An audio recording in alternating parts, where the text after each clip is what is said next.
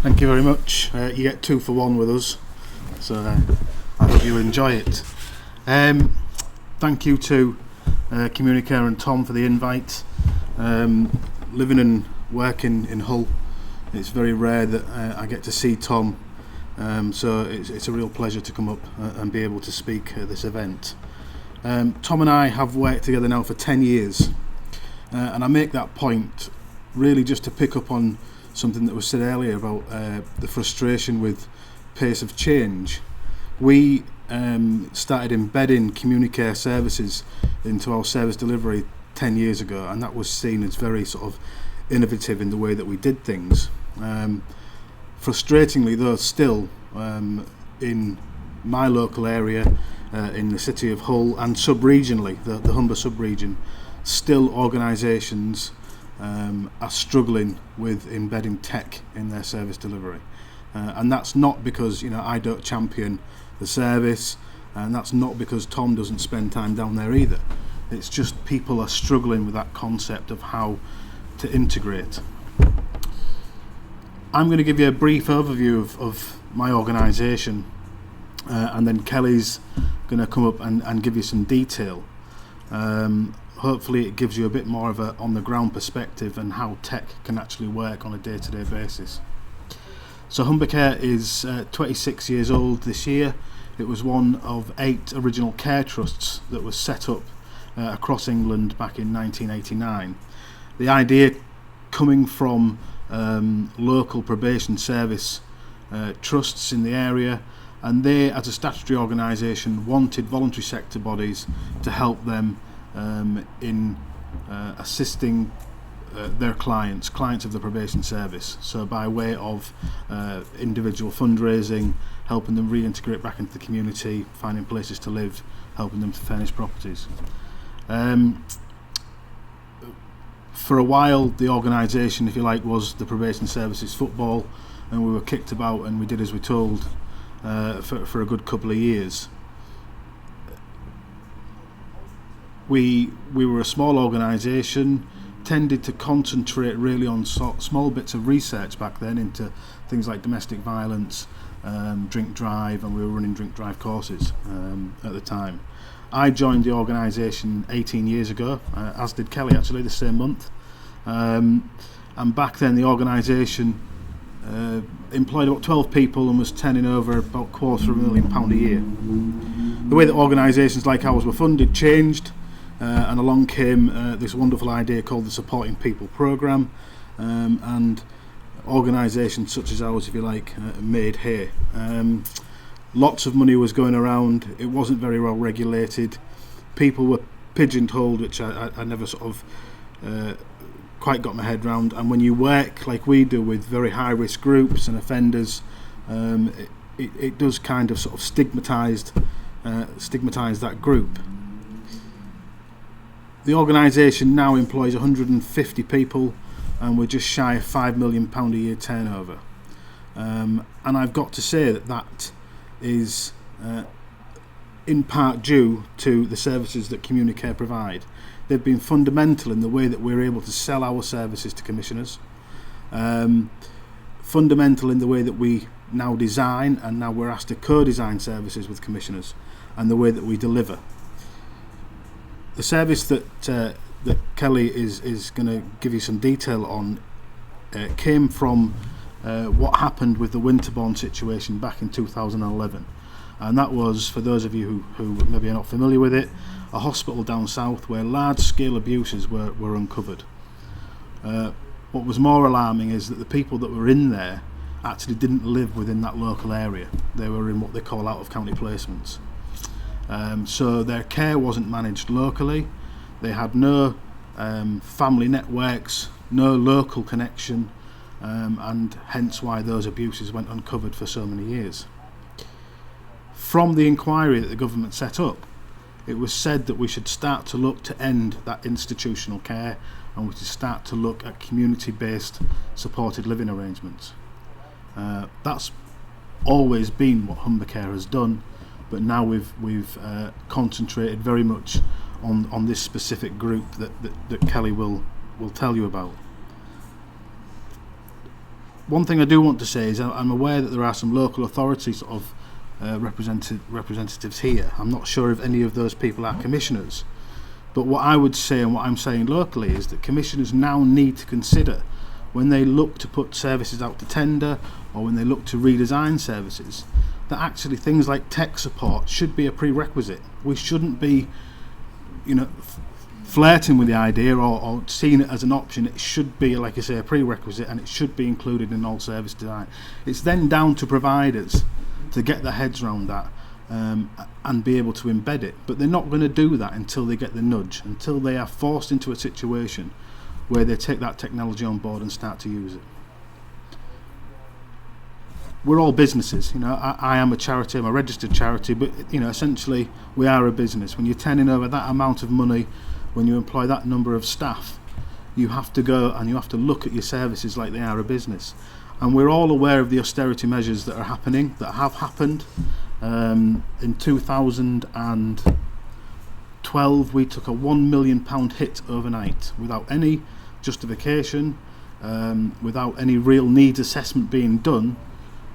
Essentially ring fences were lifted with local funds, and the local authority at that point deemed which services to cut. As a result of those cuts, people were returned to hospitals and were returned to prisons. We've professionalised since then. We've taken it on board. I don't see an end, particularly at this moment in time, to austerity measures. So this tech support that we have allows us to drive down those costs. It makes us more competitive, it pushes up quality, and it certainly protects the people that are delivering the services and the people that receive the services in our communities. So Kelly's going to give you a bit more detail on a sort of day-to-day basis and give you some case studies about the particular people that we work with. I hope you enjoy it.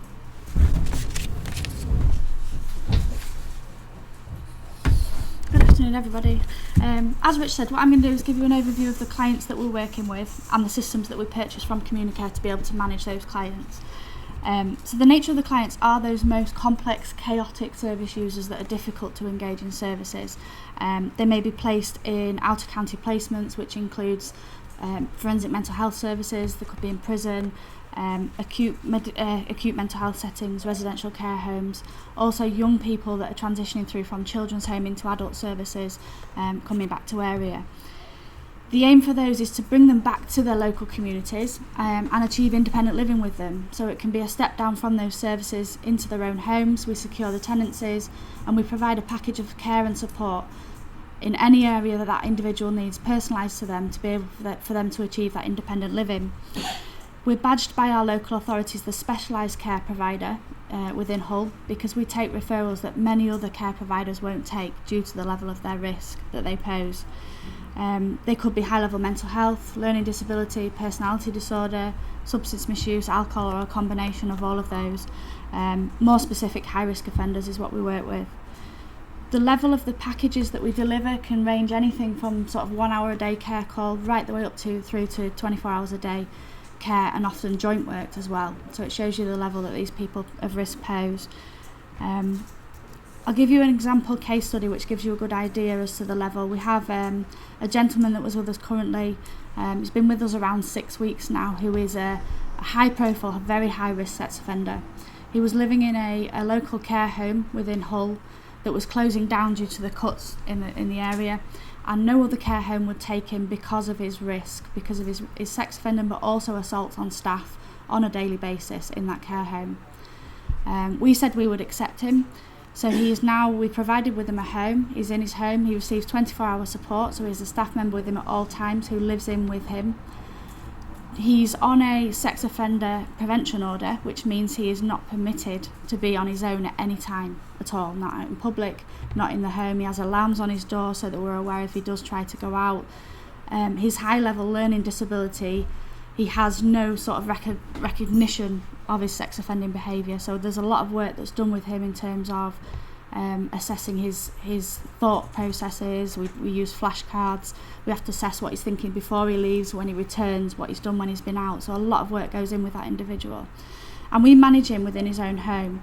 Now, the cost of his placement where he was before he came to us was in the region of £5,000 a week. We can now deliver that at around £2,000 a week, but we can only do that with the systems that we purchase for Communicare in place to be able to manage that risk for our staff and for him in the public. So the systems that we have from Communicare, all staff, there's 2 systems that we use. All staff have a mobile phone unit which is registered to Communicare, and they have the call centre in Argyll. The personal details of each member of staff are loaded onto that system, so every call that they make, every call to a client's home that they make, they log on to this system to say, I am so and so and I have arrived at this address. They enter a time that they're supposed to be at that address for. If it's a 2-hour call, they'll put in a time that the 2-hour call ends. However long that call is, they put the 2-hour call end time in. If that member of staff hasn't telephoned back to the call centre to say that they are now finished at that job and they are safe, the call centre will send a text message alert to that individual. If the staff member doesn't respond to that text message that says please log off, they will then send another text message within sort of 5 minutes. After receiving the second text message, if the member of staff still doesn't respond, the call centre will then start to ring that staff member, and they'll have their personal phone, they'll have their work mobile and try those routes to get hold of that staff member to check they're safe. If still no response from the staff member, it goes to an on-call senior person who then tries to track that person, and this happens all very quickly within sort of 10 to 15 minutes. At that point, if still no joy in being able to get to that staff member, the police are called and will attend the address of where that person was logged. Also to note that the phones are GPS tracked, so when the staff members are going out in public, they often attend health appointments, run errands, do shopping. They track where that mobile phone tracks where that member of staff is as well, so it's not only in the home, it's a tracking device while they're out and about providing support too. And I think it's within a 1 mile radius that would find that individual. Also on the mobile phone there is a address button on there, so once you've logged into your call, if at any point that you are out or you're in the home and you feel at risk, that staff member can press the duress button. The duress button then opens up a 2-way speaker system to the call centre, so the call centre can then listen into what's happening. And all staff are then trained that if they are in duress, they speak in a manner that highlights to the call centre, yes, I'm in trouble, I need help. And at that point, the call centre will be listening in and would send the police as necessary, and that would all happen very quickly. The other device that we use is what's called a Chaperone Device, and we use that one more so when we're in the 24-hour settings with the clients, and it's a small pebble. I think Tom's got some out on the reception there to look at. It's a small pebble device. It works exactly the same as the mobile phone system does, but it can be hung round on your neck, around a lanyard, on a belt buckle, and it leaves you hands-free. A lot of the work that we do with the 24-hour cases is around the home. We do cooking classes and things like that, so it's great to have that hands-free.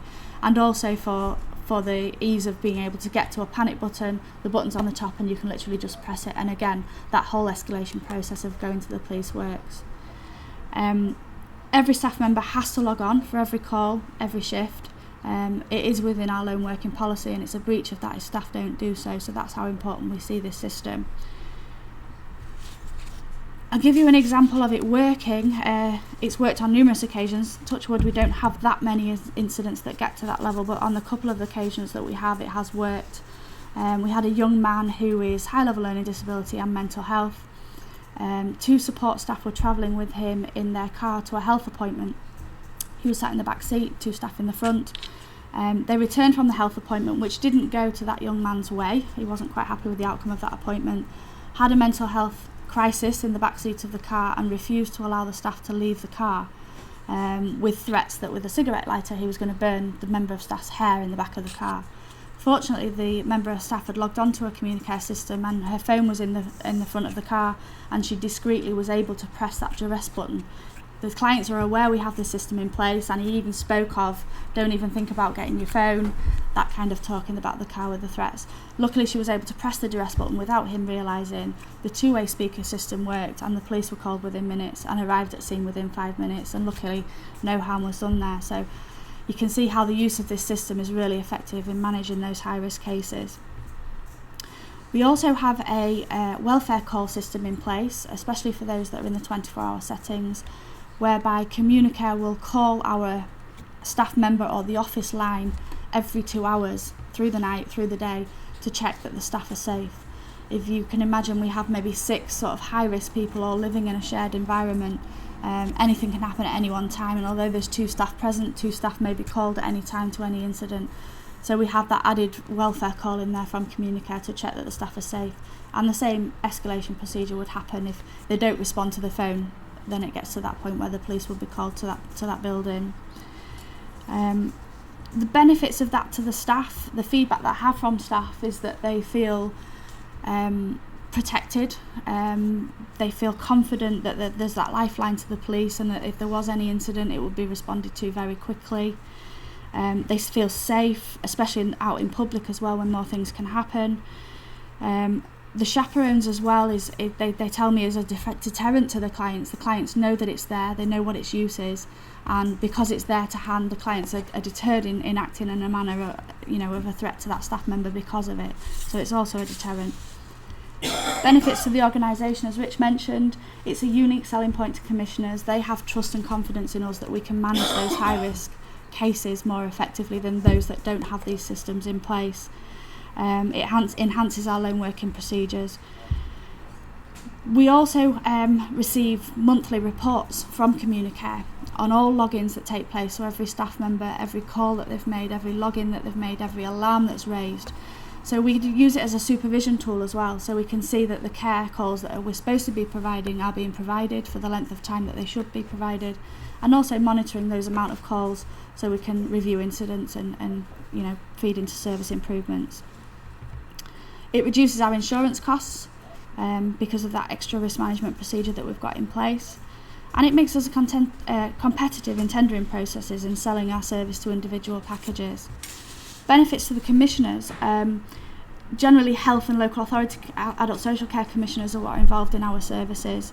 Again, they have increased confidence that we're able to manage those high risk cases. Ultimately they're responsible for that case, but with our systems in place, they have confidence that we can do that. It's a massive cost saving to the local authority. As I said, some of the placements, especially out of county placements, can cost up to £6,000 a week for one individual. We can do it for a third of that in the community, which obviously meets the agenda of returning people home to their own communities and back at home, not in those residential or care settings. So yeah, it supports that agenda of bringing people back and keeping people living at home. We're working sort of 20 plus cases at the moment at that kind of level with that level of need. So you can imagine the cost savings that is in total for the service. That's me. Has anybody got any questions? What's your total savings based on your 20 clients? We've been told by commissioners recently, haven't we, that at the moment we're saving up to £35,000 per week, and that's on a number of sort of 20 cases that we've been working. Yeah, and that's by bringing people back from out of county and into community living rather than in those acute settings. Any questions? Yep. Thank you very much indeed.